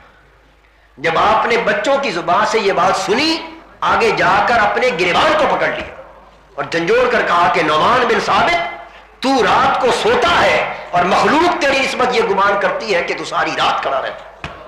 اس دن کے بعد وصال کے وقت تک 40 برس جو زندگی باقی گزری، عشاء کے وضو سے فجر کی نماز ادا کی۔ یہ بات ذہن نشین کرنے کے قابل ہے کہ اہل حق کا حال اور ان کا مقام یہ ہے کہ جو چیز پاس ہوتی ہے اسے چھپاتے، اور جو نہیں ہوتا اس کو کبھی ظاہر نہیں کرتے، یعنی جو ہوتا ہے وہ تو اسے بھی ظاہر کرنے سے گریز کرتے ہیں، اور چہ جائے کہ جو نہ ہو اس کو جھوٹے طور پر ظاہر کیا جائے، لیکن وہ جو حال اپناتے ہیں یا جو حال ان کی طرف منسوب کر دیا جاتا ہے وہ اس پر بھی متمکن ہو جاتے ہیں۔ تو عرض یہ کر رہا تھا کہ سماع و قبول موعظت، اس کے لیے سب سے پہلی شرط تو یہ ہے کہ جو موعظت اور نصیحت کا فریضہ ادا کرے وہ خود صاحب نصیحت ہونے سے پہلے صاحب عمل، اور پھر نصیحت کرنا یہ مخلوق کے درجے میں خود حضور علیہ الصلوۃ والسلام کی بھی سنت ہے۔ قرآن مجید میں حضور علیہ الصلوۃ والسلام سے فرمایا گیا ادعو الی سبیل ربک بالحکمہ والموعظۃ الحسنہ، میرے محبوب صلی اللہ علیہ وسلم، مخلوق کو تم اپنے رب کی راہ کی طرف دعوت دو، بلاؤ حکمت اور دانائی کے ساتھ، والموعظۃ الحسنہ اور اچھی نصیحت کے ساتھ۔ تو حضور علیہ الصلوۃ والسلام کا ہر ارشاد گرامی حتیٰ کہ حضور علیہ الصلوۃ والسلام کی ہر مجلس سراسر نصیحت تھی. اور حضور علیہ الصلوۃ والسلام کی سیرت طیبہ کا یہ پہلو بھی ذہن نشین رہے کہ حضور کا قول بھی نصیحت تھا، حضور کا عمل بھی نصیحت تھا. حضور زبان اقدس سے کچھ فرماتے اس میں بھی نصیحت ہوتی، اور زبان اقدس سے خاموش رہتے جو کچھ کر رہے ہوتے. کوئی شخص چپکے سے دیکھ رہا ہوتا اور حضور کے کیے کو سمجھ رہا ہوتا تو حضور کی زندگی کی ہر حرکت ایک نصیحت تھی. حضور کی پوری سیرت پاک ایک نصیحت تھی. زندگی اور حیات طیبہ کے سارے اعمال ایک نصیحت. اور اگلی بات جو عرض کر رہا ہوں وہ یہ کہ سالک کے لیے ضروری ہے کہ نصیحت کرنے والا جب نصیحت کرے قطع نظر اس کے کہ وہ نصیحت کرنے والا اس سے بہتر ہے یا کم تر. سالک کا کام یہ نہیں کہ اس بات کی ٹو لگائے کہ جو نصیحت کر رہا ہے یہ مجھ سے بہتر ہے یا کم تر، کہ سالک تو ہے ہی وہی شخص جو ہر کسی کو اپنے سے بہتر جانتا. اگر اس کا ذہن اس چکر میں گھومتا ہے کہ یہ مجھ سے بہتر ہے یا کمتر، تو وہ جان لے کہ وہ راہ حق کا سالک نہیں ہوا، وہ ابھی شیطنت کے چکر میں ہے، وہ ابھی تکبر کے چکر میں. جو شخص راہ حق کا مسافر ہو جاتا ہے اسے کوئی بھی نصیحت کر دے اس کا ذہن اس طرف تو جا ہی نہیں سکتا کہ یہ مجھ سے کمتر ہو کہ مجھ سے ایسی بات کرتا ہے. وہ کسی کو کمتر نہیں جانتا. تو یہ بات ذہن نشین فرما لیں کہ جب تک ہر کسی کو خود سے بہتر تصور نہ کر لیا جائے اس وقت تک یہ نفس نصیحت کو سننے اور قبول کرنے پر آمادہ نہیں ہو سکتا. سماع و قبول موعظت کے لیے گویا یہ شرط طے پا گئی کہ ہر نصیحت کرنے والے کو اور ہر دوسرے کو خود سے بہتر تصور کیا. اور سیدنا غوث العظم شیخ عبد القادر محی الدین جیلانی رضی اللہ تعالیٰ عنہ فرماتے ہیں کہ اے انسان، اگر تو اپنے سے زیادہ عمر کے شخص کو دیکھے تو اسے بھی خود سے بہتر سمجھ، اور یہ جان کہ اس کی عمر زیادہ ہے، یقیناً اس کی نیکیاں بھی زیادہ. یعنی مسئلہ سمجھا دیا ہے کس طرح بہتر جان. اور پھر فرمایا اگر عمر میں کسی کو کمتر دیکھے، اپنے سے کسی کو چھوٹا دیکھے، تو اس کو بھی بہتر جان اس بنیاد پر کہ اس کی عمر مجھ سے کم ہے، اس کے گناہ بھی یقیناً کم ہوں. یعنی یہ ایک سبق دیا جا رہا ہے، یہ نصیحت کی جا رہی ہے کہ کس طرح ہماری حالت یہ ہے کہ ہم دوسروں سے خود کو بہتر ثابت کرنے کے لیے تلاش کرتے ہیں مختلف امور. کہیں علم کی بہتری کا سہارا لیتے ہیں، کہیں عمل کی بہتری کا سہارا لیتے ہیں، کہیں مال و دولت کی کثرت کا سہارا لیتے ہیں، کہیں دیگر جاہ و منصب اور اقتدار کی کثرت کا سہارا لیتے ہیں. یعنی ہم اپنی بہتری کے اجاگر کرنے اور ظاہر کرنے کی بنیادیں تلاش کرتے ہیں، اور اہل حق کا وتیرہ یہ ہے کہ وہ اپنی کمتری اور دوسروں کی بہتری کو ثابت کرنے کی بنیادیں تلاش کرتے. حتیٰ کہ آپ نے تو یہاں تک تلقین فرما دی کہ تو مومن ہے اور کوئی شخص کافر ہے تو بے شک ایمان کفر سے بہتر ہے، اور مطلقاً مومن باعتبار مومن کافر سے بہتر ہے. لیکن جب تو ذاتی سطح پر موازنہ کر تو اس کو بھی بہتر جان، اس خیال سے کہ کیا خبر جب اس کے خاتمے کا وقت آئے تو وہ ایمان لے آئے، اور تیرے خاتمے کا وقت آئے تو معلوم نہیں کس حالت پر خاتمہ. یعنی اس میں بھی یہ امکان پیش نظر رکھ. الغرض آپ نے یہ بات ختم کر دی کہ تیرے لیے کوئی گنجائش نہیں اس امر کی کہ تو خود کو کسی سے بھی بہتر تصور کر سکے. یہ ذاتی اور شخصی سطح کا تصور. تو اس کا مطلب یہ ہے کہ جب انسان اپنے نفس کا علاج اس حد تک کر لیتا ہے اور تکبر سے اسے اس حد تک پاک کر لیتا، مولا روم رحمت اللہ تعالی علیہ اس لیے فرماتے ہیں، اور حضرت خواجہ اجمیری فرماتے ہیں، بقوع عشق بزن بسنگ ملامت زجاجہ ناموس، بقوع عشق بریز آبرو تکوار. یہ جو سنگ ملامت ہے، لعنت اور ملامت کے پتھر ہیں، ان سے اپنے ناموس اور عزت کے شیشے کو توڑ دے، چور چور کر دے. کیونکہ بقوع عشق بریز آبرو تکوارا. اے بندے جب تو نے عشق کی گلی میں قدم رکھ دیا تو اب بھرم کیا رہ گیا؟ جب عشق کی گلی میں قدم رکھ دیا تو اب یہ پندار اور بھرم کا خیال کرنا، یہ تقوی بمانا جھوٹے پندار اور برم کے استعمال، اس کو توڑ دیں کہ عشق کی گلی میں آ کر تو محبوب کے سوا ذلت اور رسوائی ہی بہتر ہوتی ہے. محبوب کے سامنے ذلت اور رسوائی گرے پڑے رہنے کی حالت ہی بہتر ہوتی، وہاں اکڑ کے نہیں چلا کرتے. جو جتنا گرتا ہے محبوب اسی پر رحم کرتا ہے. مولانا روم فرماتے ہیں علاج نخوت و ناموس ماں، یعنی عشق کو کہ جو پندار اور برم کے شیشے کو توڑتا ہے، فرماتے ہیں کہ اے عشق تو ہی ہے جو نخوت اور جھوٹے ناموس کا علاج ہے، اور اے دوائے جملہ علت آئے ماں، اے ساری روحانی مرضوں کی دوا بھی تو ہے. یہ سب روحانی مرضیں کیا ہے؟ یہ تکبر ہے، یہ حسد ہے، یہ بغض ہے، یہ عناد ہے، یہ ریاکاری ہے، یہ قول اور عمل کا تضاد ہے. جب انسان عشق کی گلی میں جاتا ہے تو اس کے پتھر سے ان سارے رذائل اخلاق کے شیشوں کو چور چور کر دیتا اور وہ تواضع اور انکساری کا پیکر ہو جاتا ہے. پھر اس کی زبان سے اونچا بول نہیں نکلتا، کسی کو نیچ نہیں دیکھتا کہ یہ اس سے بڑھ کر اخلاق حسنہ کی تعلیم اور کیا ہوگی. اس لیے میں بجا طور پر یہ عرض کرتا ہوں کہ اللہ پاک کی عزت کی قسم، رسول پاک صلی اللہ تعالی علیہ وآلہ وسلم کے اخلاق حسنہ کی روح کو جتنا صوفیاء نے پایا ہے کائنات کے کسی طبقے نے نہیں پایا. حضور کے اخلاق حسنہ کمال پر صوفیاء کے طبقے میں. تو وہ فرماتے ہیں کہ ہر شخص سے جو بھی نصیحت سنے اس کو سن اور اس کو قبول کر، اس لیے کہ قرآن مجید نے اس سماع و قبول موعظت کی فضیلت بیان کی. ارشاد فرمایا گیا فبشر عبادی الذین یستمعون القول فیتبعون احسنہ. بس میرے محبوب صلی اللہ علیہ وسلم تو خوشخبری سنا دے، بشارت سنا دے میرے ان بندوں کو تو خوشخبری سنا دے. یہ بھی کتنے پیار کی باتیں ہیں. باری تعالیٰ تیرے اپنے بندے ہیں تو تو خوشخبری خود سنا دے. نہیں، یہ بھی ایک پیار کا تعلق ہے کہ بندے میرے ہیں، خوشخبری تو سنا، تاکہ کیوں وہ تیرے ممنون. جس کی زبان سے خوشخبری ملتی ہے وہ اسی کا شکریہ ادا کرتا ہے یا نہیں؟ اسی کا شکریہ ادا کرتا ہے. فرمایا میرے بندے تو وہ ہیں ہی اور انہیں معلوم ہی ہے کہ ہر عنایت میری طرف سے ہوتی ہے، لیکن محبوب جب تو خوشخبری سنائے گا تو تیری بارگاہ میں بھی جھک جائیں گے، تیرے نیاز مند ہو جائیں گے، احسان مند ہو جائیں گے. اور دوسرا یہ کہ انہیں یہ خبر ہو جائے گی کہ اللہ کا جو احسان اور جو بھی خوشخبری یا بشارت ملتی ہے وہ اس رسول کے واسطے سے ملتی ہے.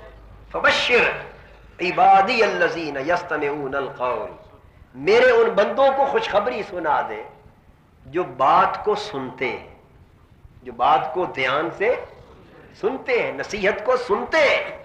فیتبعون احسنہ، اور جو اچھی بات ہوتی ہے اس کی پیروی کرتے ہیں، یعنی نصیحت کو سنتے بھی ہیں اور قبول بھی کرتے ہیں. تو وہ لوگ جن کے اندر نصیحت کو سننے اور قبول کرنے کا ملکہ راسخ ہو جاتا ہے اور انہیں یہ عادت پختہ طور پر میسر آ جاتی ہے، اللہ پاک ان سے خوش ہوتا ہے. اب آپ اندازہ کر لیں یہ معمولی بات نہیں ہے کہ ایک عمل سے اللہ اپنے بندے سے خوش ہو جائے اور اپنے محبوب صلی اللہ علیہ وآلہ وسلم سے فرمائے کہ میرے محبوب اس عمل کے باعث تو میرے بندے کو خوشخبری سنا دے. تو کیا یہ معمولی سا عمل ہوگا؟ اور ہم نے اس عمل کی اہمیت پر کبھی توجہ ہی نہیں کی. یعنی آپ دیکھیے نصیحت کو سننا اور قبول کرنا، ایمان سے کہیے کتنی معمولی شے سمجھتے ہیں، کتنی معمولی شے سمجھتے ہیں. اور اگر کوئی ہمیں نصیحت کرنے لگے تو فوراً خیال آتا ہے جا بھائی جا، تو ہمیں نصیحت کرتا، تو مجھے نصیحت کرتا. یہ بت آج تک ختم نہ ہو سکا، اور جب تک یہ بت میں کا پاش نہیں ہو جاتا اور آدمی یوں تواضع اور انکساری کا پتلا ہو کر ہر کس و ناکس کی نصیحت کے لیے بدیل و جہاں آمادہ نہیں ہو جاتا، اس وقت تک میں سمجھتا ہوں سلوک کا پہلا قدم بھی نہیں ہو سکتا. انسان یہ سمجھتا ہے کہ بس دوسروں کو نصیحت کرنا یہ میرا کام ہے، مجھے کوئی نصیحت نہیں کرتا، اور پھر سنے نہیں بلکہ قبول بھی کرے. اب 7واں پارہ بھی اسی نصیحت کو سن کر قبول کرنے اور اس کے قلب و باطن پر اثرات کے مترتب ہونے کے بیان سے شروع ہوتا ہے. فرمایا وَإِذَا سَمِعُوا مَا أُنزِلَ إِلَى الرَّسُولِ تَرَىٰ أَعْيُنَهُمْ تَفِيضُ مِنَ الدَّمْعِ مِمَّا عَرَفُوا مِنَ الْحَقِّ، جب جو کچھ رسول صلی اللہ علیہ وآلہ وسلم کی طرف نازل ہوا، جب وہ اسے سنتے ہیں، اس نصیحت بھرے کلام کو سنتے ہیں، تو تَرَىٰ أَعْيُنَهُمْ تَفِيضُ مِنَ الدَّمْعِ، میرے محبوب صلی اللہ علیہ وآلہ وسلم تم دیکھتے ہو کہ ان کی آنکھیں بھر آتی ہیں، ان کی آنکھوں سے آنسو روا ہو جاتے ہیں۔ تو یہاں سماع و قبول موعظت کی اگلی شرط بیان کی جا رہی ہے کہ نصیحت سننا ایک بات اور قبول کرنے کی ایک حالت یہ ہے، اس نصیحت کو قبول کرنا کہا جائے گا جو دل پر اتنا اثر کرے کہ آنکھیں بھر آئیں، دل پر اتنا اثر کرے کہ آنکھیں بھر آئیں، آنسو روا ہو جائیں۔ آنسو اس وقت تک روا نہیں ہوتے جب تک دل پر کپ کپی طاری نہیں ہوتی۔ تو دیکھیے کہ تصوف میں، سلوک میں اور دین میں نصیحت کے سننے اور قبول کرنے کا مفہوم کیا ہے کہ جو بات کان پر پڑے وہ دل پر یوں اترے کہ دل پسیج جائے، اس پر رکت طاری ہو جائے اور آنکھیں بھر آئیں۔ پس صحابہ کرام سماع و قبول موعظت میں اسی مقام پر حاوی تھے، اور اولیاء کاملین بھی سماع و قبول موعظت میں اسی مقام کے مالک تھے۔ جب حضرت ابی بن کعب رضی اللہ تعالیٰ عنہ نے مجلس میں تلاوت کی اور اللہ کا یہ نصیحت بھرا کلام پڑھا، صحابہ کی ساری مجلس پر رکت طاری ہو گئی، کانوں سے قرآن سن رہے تھے، آنکھوں سے آنسو بہ رہے تھے۔ اور حضرت عمر فاروق رضی اللہ تعالیٰ عنہ جب کسی نصیحت بھری آیت کو پڑھتے یا سنتے تو ان کے قلب اطہر پر اس نصیحت بھرے کلام الہی کا اثر یہاں تک ہوتا کہ چیخ مار کے رو پڑتے، دیر تک اس آیت کو پھر دہراتے رہتے اور رو رو کر ان کا گلا بند ہو جاتا، یہاں تک کہ گر پڑتے اور 3 دن بستر پر بھی پڑے رہتے اور لوگ عیادت کے لیے آتے۔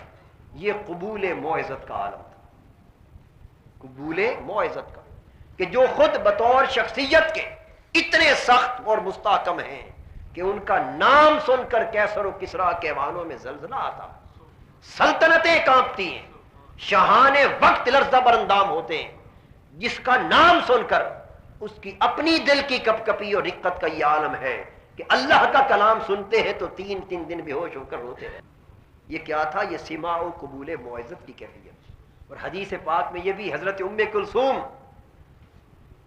سے روایت رضی اللہ تعالی کہ حضور علیہ الصلوۃ والسلام نے فرمایا کہ جو شخص نصیحت سنے اور نصیحت کو سن کر اس کے رونگٹے کھڑے ہو جائیں، آنکھیں بھر آئیں، رونگٹے کھڑے ہو جائیں، یہ جسم پر کپ کپی کی علامت ہے، اس کے رونگٹے کھڑے ہو جائیں تو وہ جان لے کہ یہ وہ کیفیت ہے جس پر دوزخ کی آگ حرام ہو جاتی ہے۔ اس وقت اگر وہ اللہ کی بارگاہ میں دعا کرتا ہے تو اللہ کی رحمت بڑھ کے دعا کو تھام لیتی، قبول کر لیتی۔ یہ قبول نصیحت میں کپ کپی کی، رکت کی کیفیت کا ہے۔ اس لیے جہاں تک ہو سکے اہل حق اور اہل نصیحت کی صحبتوں میں بیٹھا کرو، نصیحت کو سنا کرو، ہر نصیحت کی بات سے کچھ نہ کچھ آپ کے کام کا جوہر آپ کو مل جائے گا۔ بس جو کچھ ملے اس کو محفوظ کرو، اسے قبول کرو، محفوظ کرو اور اس پر عمل کی کوشش کرو، قطع نظر اس کے کہ کہنے والا کون ہے اور وہ خود اس پر عمل کرتا ہے یا نہیں، آپ کو اس سے سروکار نہیں ہے۔ آپ کو صرف اس کی اتنی بات سے سروکار ہے کہ اس نے کیا کہا، آپ میں وہ بات تھی یا نہ تھی تو اضافہ کر لیں، نہ تھی تو عمل شروع کر دیں، اس کا اثر لیں، اس سے رکت حاصل کریں اور اس کے اثرات اور برکات سے خود کو متمتع کریں۔ اس کے بعد تضرع الی اللہ، اگلا مقام طریقت ہے اللہ کے لیے گریہ وزاری۔ اولیاء کرام اور صوفیاء کرام اور اصحاب طریقت کے نمایاں مقامات میں سے یہ، اولیاء کرام کے مقامات میں سے ایک نمایاں مقام تضرع الی اللہ، کہ وہ اللہ کے لیے ہر وقت گریہ کنا رہے، اور گریہ وزاری یہ دل کی سعادت ہے، گریہ وزاری دل کی سعادت، اور آنکھوں کا نہ بھرنا اور گریہ و زاری سے محروم رہنا یہ دل کی شقاوت ہے، یہ دل کی شقاوت ہے۔ میں عرض کر چکا حضرت عمر فاروق رضی اللہ تعالیٰ عنہ کے حوالے سے کہ اللہ کے لیے کس قدر تضرع کی حالت ان کو حاصل تھی، کس قدر گریہ و زاری انہیں نصیب تھی۔ ایک صحابی کہتے ہیں، صحیح بخاری میں آتا ہے کہ میں رات کو حضور علیہ الصلوۃ والسلام کی بارگاہ میں پہنچا۔ یہ بات میں اس قسم کی متعدد احادیث اور سنن اور واقعات حضور علیہ الصلوۃ والسلام کی حیات طیبہ کے متعدد بار مختلف واقعات عرض کر چکا ہوں، اور اولیاء کرام کے متعدد واقعات اس تضرع اور گریہ و زاری کے باب میں عرض کر چکا ہوں۔ اس لیے اس پر اب تفصیل سے گفتگو کی بجائے اشارے میں بات سمجھا کے آگے گزرنا چاہتا ہوں۔ صحابی فرماتے ہیں کہ حضور کی بارگاہ میں رات کو دیر سے پہنچا، حضور صلی اللہ علیہ وسلم حالت نماز میں تھے، اور آپ کی چشمان مقدس سے یوں آنسو بہ رہے تھے، آنسو کی جڑیاں بہ رہی تھیں، اور روتے روتے خدا جانے کتنی دیر سے حضور رو رہے تھے، حتیٰ کہ ہچکیاں بن چکی تھی، اور رو رو کر اور ہچکی لے لے کر ایسی آواز آ رہی تھی حضور کے سینہ اقدس سے جیسے آگ پر رکھی ہوئی ہنڈیا کھول رہی ہو، ابل رہی ہو، رو رو کر اتنی آواز ہچکیوں کی آ رہی تھی۔ یہ کیفیت تو حضور علیہ الصلوۃ والسلام کے تضرع کی تھی۔ اب حضور علیہ الصلوۃ والسلام سے بڑھ کر صاحب مقامات اور کائنات میں کون ہو؟ حضور علیہ الصلوۃ والسلام کے تضرع کی یہ کیفیت کہ آقا دو جہاں کی چشمان مقدس سے آنسو بہتے حتیٰ کہ پوری ریش مبارک گیلی ہو جاتی، آنسوؤں سے بھیگ جاتی۔ اولیاء کرام اس قدر متضرع ہوتے کہ ساری ساری شب، ساری ساری رات اللہ کی بارگاہ میں گریاں گنا رہے، روتے رہتے۔ رقت ان کا ایک نمایاں خاصہ تھا، اور یہ بات ذہن نشین فرما لیں کہ جس شخص کو گریہ نصیب نہیں وہ سمجھے کہ یہ سنگ دلی کی علامت، شقاوت۔ جس کو جتنا گریہ نصیب ہے وہ اتنا اللہ کے قریب ہے، جس کو جتنا گریہ اور تضرع، اور اس تضرع میں اخلاص، ان کی ساری خشوع و خضوع اور تذلل شامل، کہ بندہ اپنے آپ کو اللہ کی بارگاہ میں جتنا ذلیل، جتنا کمتر، جتنا ناقص گناہگار اور جتنا عاجز اور مسکین سمجھے، اسی قدر تضرع اور گریہ و زاری زیادہ نصیب۔ اس کا ایک بنیادی راز یہ ہے کہ اپنی نظر، میں پہلے کئی بار اس بات کو سمجھا چکا ہوں، کبھی اپنی عبادتوں پر نہ کرو، ہر لمحے نظر اپنے گناہوں پر رکھو، اور اپنی عبادتوں کو بھی اللہ کی شان کے مقابلے میں گناہ تصور کرو، اپنی عبادتوں کو اللہ کی شان اور اس کی عظمت کے مقابلے میں گناہ تصور کرو۔ ایسے اولیاء بھی ہو گزرے کہ جو 2 رکعت نماز نفل ادا کرتے اور ہر 2 رکعت نفل سے فارغ ہونے کے بعد اتنی زاری کر کے اللہ کی بارگاہ میں روتے اور ندامت اور شرمندگی کا احساس ہوتا کہ اولیاء کرام کہتے ہیں جیسے کوئی شخص بدکاری جیسے کسی فعل سے فارغ ہو کر اگر نادم ہو جائے، شرمندہ ہو جائے، تو جس طرح تڑپ تڑپ کر روتا ہے، وہ نفل پڑھ کے اس طرح روتے تھے۔ یعنی وہ گمان یہ کرتے تھے کہ ہمارا سجدہ بھی، ہماری جبین کا جھکنا بھی، ہماری زبان کا حمد و ثنا کے لیے کھلنا بھی، ہمیں رکوع اور قیام کی حالت میں دست بستہ کھڑا ہونا، جھکنا، یہ ساری کی ساری حرکات و سکنات فرض ہیں جن کو ہم نبھا رہے ہیں، لیکن ہم اتنے ذلیل ہیں اللہ کی عظمت کے مقابلے میں کہ اللہ کی بارگاہ میں شاید ہماری عبادت بھی بے ادبی، ہمارے سجدے بھی بے ادبی۔ جب انسان اپنے احوال پر اور عبادات پر اس طرح کی نظر رکھتا ہے اور اللہ کی بارگاہ میں اس طرح تذلل کے ساتھ خود کو پیش کرتا ہے، تو پھر کوئی وجہ نہیں کہ گریہ نہ آئے۔ میں یہ بھی عرض کر دوں کہ کثرت استغفار اور کثرت توبہ گریہ کے لیے مفید چیزوں میں سے ایک مفید شے ہے، اور کبھی حال چھن جاتا ہے تو اس گریہ و زاری سے حال بھی لوٹ آتا ہے۔ چھنا ہوا حال گریہ و زاری سے لوٹ آتا ہے۔ حضرت آدم علیہ السلام کو جو مقام توبہ نصیب ہوا، اس کا سبب بھی یہی تضرع اور گریہ و زاری تھی۔ اس کے بعد رضا شیخ، کہ شیخ کی رضا کو اللہ کی بارگاہ میں وصال کامل تک محض اپنے لیے ذریعہ اور واسطہ تصور کریں، واحد ذریعہ اور واسطہ تصور کرے، رضائے شیخ کو رضائے رسول کے لیے اور رضائے الہی کے لیے۔ اولیاء کرام میں سے کوئی ولی وصال حق کے اس مقام تک پہنچنے تک اپنے پورے روحانی سفر کے کسی مرحلے میں شیخ کی روحانی رہنمائی اور سرپرستی سے بے نیاز نہیں ہوتا۔ اور یہاں یہ بات عرض کر دوں کہ ایسے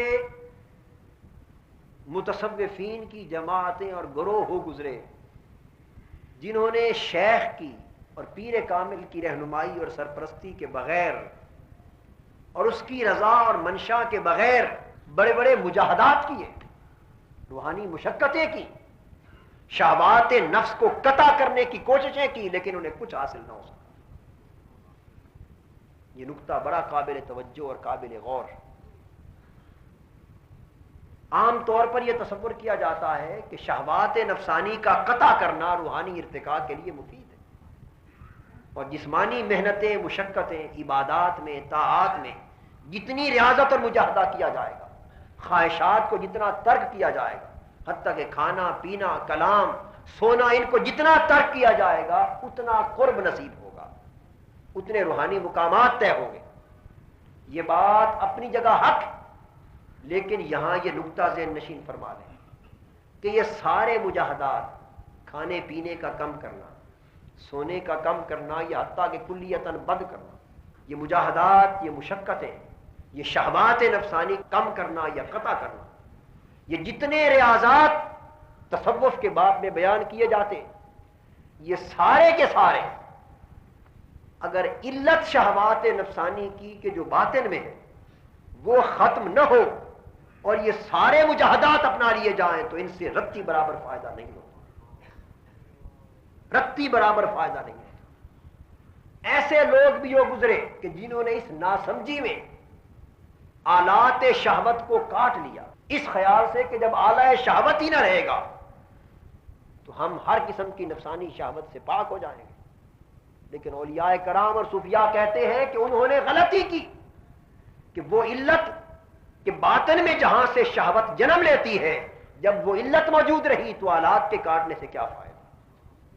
تو تصوف آلات کو کاٹنے کا نام نہیں ہے، ظاہری مجاہدات کا نام نہیں ہے، تصوف باطن کی اس علت شہوت کو ختم کرنے کا نام ہے جہاں سے برائی اور خواہشات نفس جنم لیتی۔ تو یہ سارے مجاہدات اس وقت کام آتے، یہ بات ذہن نشین فرما لیں، اس وقت کام آتے جب حال کی قوت نصیب ہو جاتی اور واردات کا غلبہ نصیب ہو جاتا۔ جب دل میں حال کی قوت میسر آ جائے اور روحانی واردات کا غلبہ ہو جائے تو پھر کیا ہوتا ہے کہ وہ حال انسان کو ان شہوات نفسانی کا بدل مہیا کر دیتا۔ وہ قلبی اور روحانی واردات کھانے پینے اور سونے کی حاجت سے بے نیاز کر دیتی، تو وہ شے جسم کے سکون کی، راحت کی، اطمینان کی، جسمانی طاقت کی اور ذہنی سکون کی وہ دولت جو سونے سے میسر آتی ہے، جب حال کا غلبہ اور واردات کا غلبہ نصیب ہو جائے تو نہ سوتے ہوئے بھی واردات کے ذریعے وہ سکون نصیب ہو جاتا ہے، نہ کھاتے ہوئے بھی وہ غذا نصیب ہو جاتی ہے۔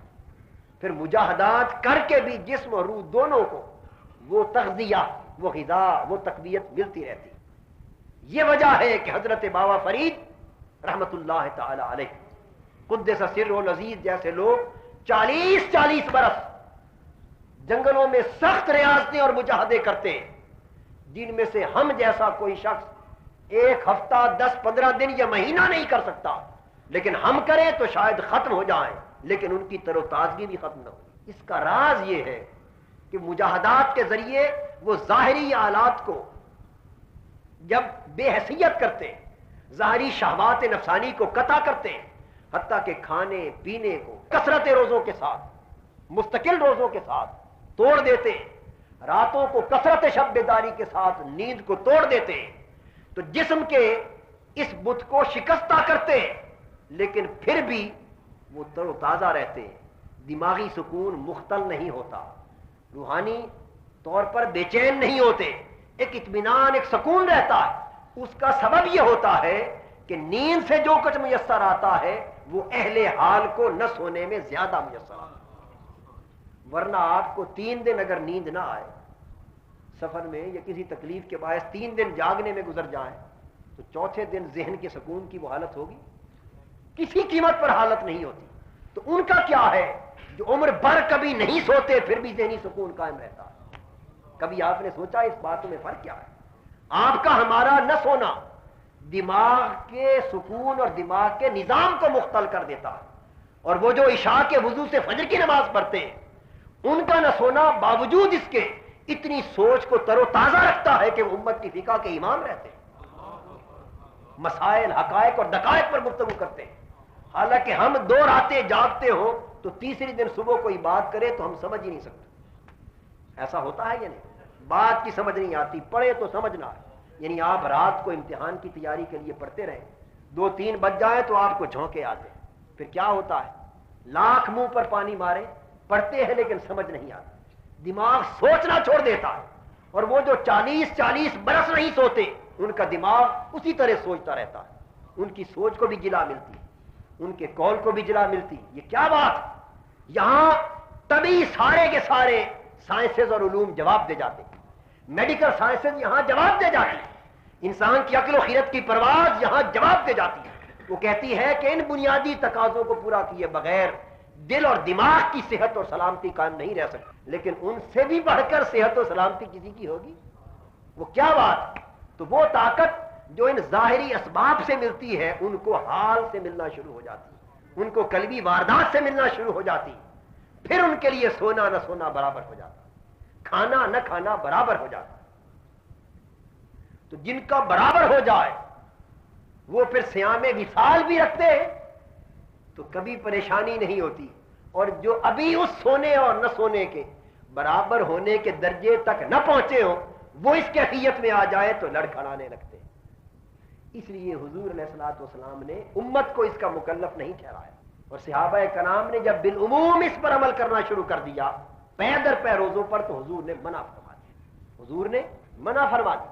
اس کا مطلب یہ نہیں کہ ان میں سے کوئی بھی اس شان کے لائق نہ تھا، بلکہ اس رجحان کو قطع کرنا تھا کہ یہ ہر کسی کے بس کی بات نہیں، اگر تم اس کو عام کرنے لگو گے تو میری امت کے سارے لوگ تمہارا عمل دیکھ کر شروع کر لیں گے اور اس طرح ان کی صحتیں برباد ہو جائیں گی۔ یہ بھی میرے آقا کی رحمت کہ کہیں لوگوں کی جسمانی صحت خراب نہ ہو جائے، ورنہ حضور علیہ الصلوۃ والسلام کا یہ ارشاد، میں رات اس حالت میں بسر کرتا ہوں کہ یطعمنی ربی ویسقینی، کہ میرا رب مجھے کھلاتا ہے اور پلاتا ہے، انما لی مطعم یطعمنی ولی ساکن یسقین، میرا ایک کھلانے والا ہے، میرا ایک پلانے والا ہے، وہ اپنے دستے محبت اور دستے شفقت سے مجھے کھلاتا بھی ہے پلاتا بھی ہے۔ یہ کھلانا اور پلانا کیا ہے؟ یہ حال کی غذائیں ہیں، یہ روحانی واردات کی غذائیں۔ تو اس حدیث پاک سے بھی اس امر کا ثبوت مل گیا کہ اس ظاہری غذا کو منقطع کر کے بھی جب حال پختہ ہوتا ہے اور مقام اور واردات تام ہو جاتی ہے تو اندر سے ایک روحانی غذا ملتی ہے، ایک روحانی تغذیہ اور تقویہ ملتا ہے، اس کے نتیجے میں صحت بھی متاثر نہیں ہوتی اور دل اور دماغ کی سلامتی بھی مختل نہیں۔ اگلا نقطہ عرض کرنا چاہتا ہوں وہ یہ کہ یہ حال کی قوت اور واردات کا غلبہ جب تک میسر نہ آ جائے تب تک یہ سارے مجاہدے کام نہیں آتے۔ تو پھر یہ حال کی قوت اور یہ واردات کا غلبہ کس طرح میسر آتا ہے؟ یہ صرف اور صرف شیخ کی صحبت سے میسر آتا ہے، شیخ کی تربیت سے میسر آتا ہے، شیخ کی سرپرستی رہنمائی سے میسر آتا ہے۔ سو ضروری ہے کہ مرید اپنے جملہ احوال شیخ پر پیش کرے، خواہ ظاہری طور پر خواہ باطنی طور پر پیش کرے، اپنے مکاشفات شیخ پر پیش کرے کہ مکاشفے کے بارے میں جو درست فیصلہ شیخ کر سکتا ہے مرید نہیں کر سکتا۔ مرید کبھی اسی چکر میں مبتلا ہو جاتا ہے مکاشفہ کو دیکھ کر کہ یہ روحانی واردات ہے، اور ایسا بھی ہوتا ہے کبھی شیطانی واردات ہوتی ہے۔ روحانی اور شیطانی واردات میں فرق شیخ کرتا ہے، استاد کرتا ہے، وہ چونکہ روحانی استاد ہوتا ہے، وہ پیشوا اور سرپرست ہوتا ہے، اس لیے شیخ سے مرید کبھی نہ ہچکچائے اپنے احوال کو پیش کرنے کو، اور شیخ کی بات کو اپنے لیے آخری سند سمجھے اور شیخ کی رضا اور اس کی منشا کا ہر قدم پر خیال رکھے. جس رخ پر وہ خود کو شیخ اس کو چلانا چاہتا ہے اسی رخ پر چلے. یہ ضرورت شیخ اور آداب ارادت کے باب میں کئی خطبات اور دروس میں ہم تفصیل سے اس مسئلے کو عرض کر چکے ہیں. اب اس پر مزید روشنی ڈالنے کی ضرورت نہیں، لیکن میں یہ عرض کر چکا کہ مرید خود کو شیخ کے یوں سپرد کرے جیسے مردہ غسال کے ہاتھوں. وہ میت کو نہلانے والا جس طرح چاہتا ہے پلٹتا ہے، سیدھا کرتا ہے، الٹاتا ہے، بٹھاتا ہے، لٹاتا ہے، اور مردہ کبھی اپنے ارادے سے اس میں دخیل نہیں ہوتا. تو مرید اپنے روحانی ارتقاء کے لیے اپنی خواہش اور ارادے سے فانی ہو کر خود کو اس طرح شیخ کے روحانی ہاتھوں کے سپرد کرے. جب شیخ کی سرپرستی قائم ہو جاتی تو اس کی سرپرستی سے اور اس کی رہنمائی سے اور اس کی توجہ سے جو جو مجاہدات ہوتے ہیں اور جو جو ریاضات ہوتی ہیں ان سے حال قوی ہوتا ہے اور واردات غالب ہوتی ہیں. پھر مجاہدات کے بھی فائدے ہوتے ہیں، پھر ریاضات کے بھی فائدے ہوتے ہیں. ورنہ آپ عام طور پہ لوگ کیا کرتے ہیں، جو کتاب دیکھی وظیفے پڑھے اور شروع کر دیے، جو بزرگ ملا اس سے کوئی نہ کوئی وظیفہ پوچھ لیا وہ بھی شروع کر دیا. وہ ساری زندگی کو وظیفوں اور وردوں کا پلندہ بنائے پھرتے ہوتے. ہر مسئلے کے لیے ان کے پاس ایک مجرد وظیفہ ہوتا، صبح سے شام تک طوطے کی طرح. جس طرح طوطا رٹ لگاتا اس طرح وظیفوں کی رٹ لگاتے، اور ان میں سے سوائے اجر اور ثواب کے کوئی روحانی فائدہ اور وظائف کا نہیں ہوتا. روحانی فائدہ انہی وظائف و اوراد کا اور انہی اذکار و مجاہدات کا اور انہی ریاضات کا ہوتا ہے جو شیخ کی تربیت اور سرپرستی میں حاصل کی جاتی ہے. اور اس میں یکسوئی کی بھی ضرورت، وحدانیت مطلب کی بھی ضرورت.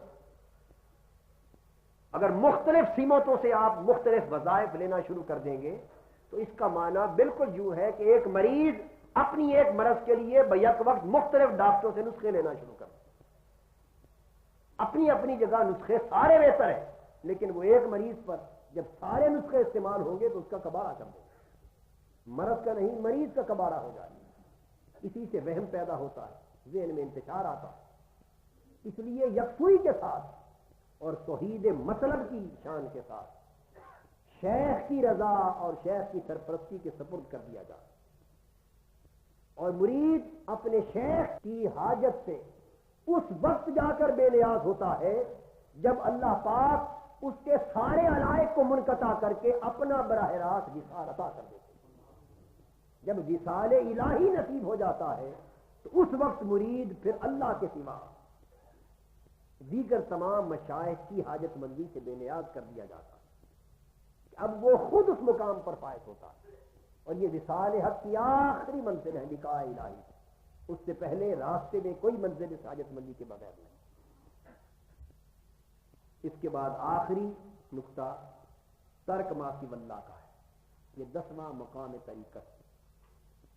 ترک ما سوی اللہ یعنی دل کا کلیتاً مستغنی عن ما سوی اللہ ہونا.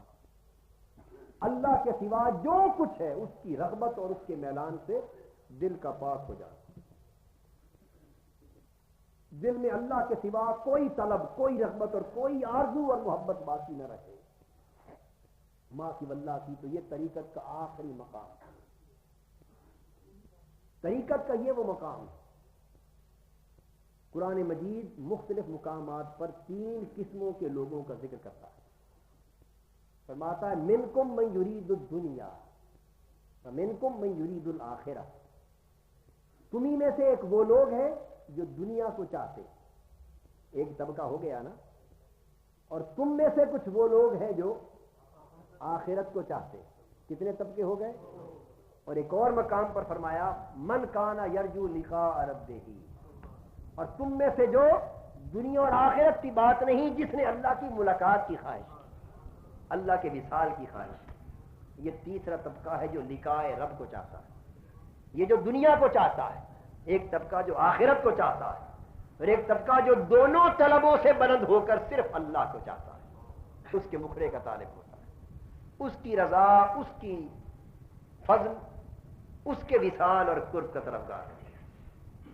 تو طریقت کا وہ مقام جس کو آخری مقام کا درجہ حاصل ہے، وہ ارادہ دنیا سے بھی بلند ہے، حتیٰ کہ خواہش آخرت سے بھی بلند ہے۔ اس میں صرف اور صرف ایک ہی خواہش باقی رہتی ہے، اور وہ اللہ کی خواہش۔ اس میں اللہ کے سوا کوئی مطلوب و مقصود نہیں ہوتا۔ وہ لا مطلوب الا اللہ کا درجہ ہے، لا مقصود الا اللہ۔ اللہ کے سوا کسی کی طلب دل میں باقی نہیں رہتی، اللہ کے سوا کسی کو مقصد کے طور پر آنکھیں سامنے نہیں دیکھتی، بلکہ ہر شے موجود ہوتی، لیکن جب اللہ سے محبت اور تعلق پختگی کے ساتھ قائم ہوتا ہے اور محبت میں اس کے جلوے آشکار ہوتے، اللہ کی طلب کی شدت اتنی شدت اختیار کر جاتی ہے کہ جس طرح سورج چمکتا ہے تو اس کی روشنی کی چمک میں چاند ستارے سب کچھ موجود ہونے کے باوجود نظر نہیں آتے، مان پڑ جاتے ہیں۔ جب اللہ کی محبت اور اس کی طلب دل میں سورج بن کر چمکتی ہے تو اس کی شدت روشنی کی یوں پھیلتی ہے کہ ہر شے موجود ہونے کے باوجود دکھائی نہیں دیتی۔ جب دکھائی کچھ نہیں دیتا تو وہ بولتا ہے کہ سوائے اللہ کے کچھ نہیں۔ پھر وہ طالب حقیقی اللہ کا جدھر نظر اٹھاتا ہے اینما تولوا فثم وجہ اللہ کا مرقع بن جاتا، جدھر دیکھتا ہے اسے اللہ ہی نظر آتا، وہ ہر لمحہ اللہ ہی کا طالب ہوتا۔ یہ وہ نقطہ توحید ہے، کسی اور کی طلب اللہ کی طلب میں دخیل نہیں ہوتی۔ یہ ترک ما سوی اللہ، اور جب ترک ما سوی اللہ کا مقام دل کو نصیب ہو جائے، یہ کیفیت دنیا کے ترک کرنے کو مستلزم نہیں۔ اس سے بعضوں نے یہ سمجھ لیا کہ شاید صوفیہ ترک ما سوی اللہ اور استغناء عن ما سوی اللہ کا معنی یہ لیتے ہیں کہ دنیا کو چھوڑ دیا جائے۔ نہیں، یہ رہبانیت کا تصور اسلام اللہ کو پانے کی شرط کے طور پر قبول نہیں کرتا۔ قرآن مجید تو دو ٹوک طریقے سے فیصلہ فرما چکا کہ رجال لا تلہیہم تجارت ولا بیع عن ذکر اللہ، کہ اللہ کے بندے وہ ہیں جو کاروبار، تجارت، لین دین، خرید و فروخت سب کچھ کرتے ہیں، لیکن دنیا کا یہ سارا کاروبار انہیں اللہ کی یاد سے غافل نہیں کرتا۔ تو اللہ کی یاد پھر بھی غالب رہتی۔ اس کا مطلب یہ ہوا کہ ترک ما سوی اللہ کا معنی دنیا کو چھوڑنا نہیں۔ اگر دنیا کو چھوڑنا ہوتا تو سب سے پہلے فی الواقع تارک کی دنیا اللہ کے رسول صلی اللہ علیہ وسلم۔ لیکن ترک ما سوی اللہ کا معنی یوں ہے کہ خلوت در انجمن، رہے انجمن میں لیکن دل یوں ہو کہ ہر ایک سے الگ بیٹھا ہے، رہے لوگوں میں لیکن دل تنہا اللہ کی یاد سے ہو، میل ملاپ لوگوں سے ہو لیکن دل کا میل ملاپ صرف اللہ سے ہو، زباں اوروں سے ہم کلام ہو لیکن دل صرف مولا سے ہم کلام ہو۔ تو یوں انجمن میں، جلوت میں بھی جب دل خلوت کا سما پیدا کر لیتا ہے اور دنیاوی ماحول میں بھی دل اپنے محبوب حقیقی کے تعلق کا ماحول پیدا کر لیتا ہے تو اس کیفیت کو ترک ما سوی اللہ کہتے ہیں، اور یہ ہر کسی کو نصیب نہیں ہوتی۔ جب ترک ما سوی اللہ کی کیفیت دل کو نصیب ہوتی ہے تو یہ کامل توکل کا مقام، یہی کامل توکل کا مقام ہے۔ پھر انسان کسی شے کو خاطر میں نہیں لاتا۔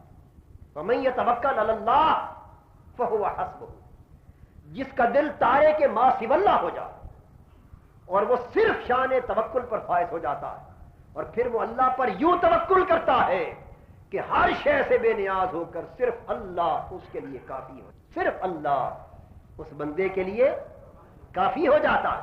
تو جب اللہ کافی ہو جاتا ہے تو پھر اسے کسی اور کی حاجت نہیں ہوتی، پھر وہ ہر طلب کو پائے استحکار سے ٹکرا دیتا ہے۔ یہ حضرت صدیق اکبر رضی اللہ تعالیٰ عنہ کی کیفیت، جب سارا کچھ لٹا دیتے ہیں حضور کی بارگاہ میں، حضور پوچھتے ہیں ما ابقیت لأہلک، ابو بکر گھر والوں کے لیے کیا چھوڑ آئے ہو؟ وہ جواب دیتے ہیں ابقیت لہم اللہ ورسولہ، حضور گھر والوں کے لیے اللہ اور اس کا رسول چھوڑ کے آیا۔ یہ ترک ما سوی اللہ کی کیفیت۔ دل پھر ملول نہیں ہوتا کہ اب گھر میں کچھ نہیں بچا، سب کچھ لٹا دیا تو کیا ہوگا، نہیں، وہ سب کچھ دے کر بھی سب کچھ پاتے ہیں کیونکہ اللہ جو ساتھ، اللہ پر توکل ہوتا ہے۔ تو پھر اس کیفیت والے کا یہ صدقہ بھی قبول کر لیا جاتا۔ لیکن ایک دوسرے صحابی جب سونے کی ڈلی حضور کی بارگاہ میں پیش کرتے اور عرض کرتے ہیں حضور یہ خیرات کر دیں، اور میرے پاس یہی کچھ تھا اور کچھ نہ تھا، تو حضور قبول نہیں فرماتے، چہرہ اقدس پھیر لیتے۔ وہ دوبارہ اصرار کرتے، حضور پھر چہرہ اقدس پھیر لیتے۔ وہ سبارہ کہتے ہیں حضور میرے پاس یہی کچھ تھا اور کچھ نہیں، اسے خیرات کر دیں۔